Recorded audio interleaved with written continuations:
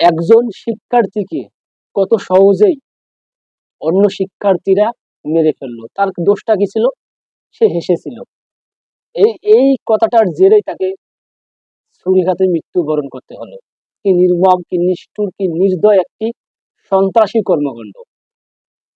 Prime বিশ্ববিদ্যালয়ের শিক্ষার্থী জাহিদুল ইসলাম পারভেজ, সে ওই বিশ্ববিদ্যালয়ের টেক্সটাইল ইঞ্জিনিয়ার বিভাগের ৪র্থ বর্ষের শিক্ষার্থী,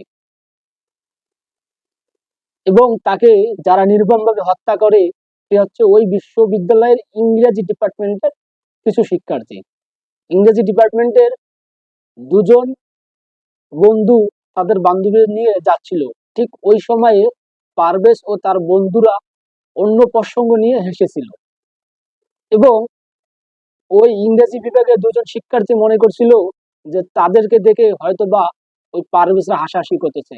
ঠিক সে সময় তাদের মধ্যে একটা কথা কাটাকাটি হয় এবং ঝগড়া লেগে যায়।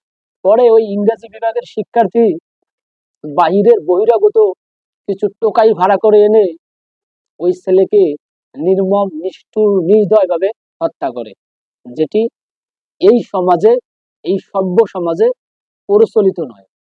ছেলেটির কি এমন দোষ ছিল যে তাকে ওই নির্মম ভাবে, নিষ্ঠুর ভাবে, নির্দয় ভাবে হত্যা করতে হবে? সে তো তাদের প্রসঙ্গ নিয়ে, তাদের বন্ধু বান্ধবের কথাবার্তা নিয়ে এসেছিল।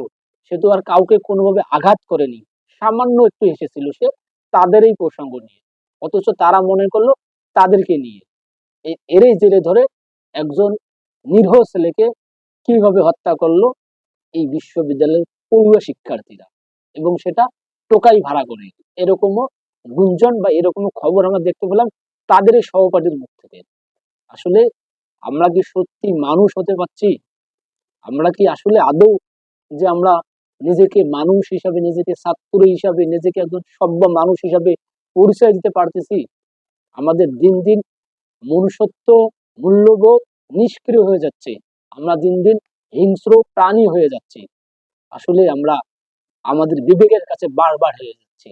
একজন ছেলে, সেও বিশ্ববিদ্যালয়ের তার বাবা মার স্বপ্ন নিয়ে এসেছিল, অগাধ স্বপ্ন ছিল তার হয়তোবা, কিন্তু আমরা কি কাজটাই না করলাম, তার স্বপ্নকে, তার পরিবারের স্বপ্নকে একদম ধূলিসাৎ করে দিলাম ছুরির আঘাতে।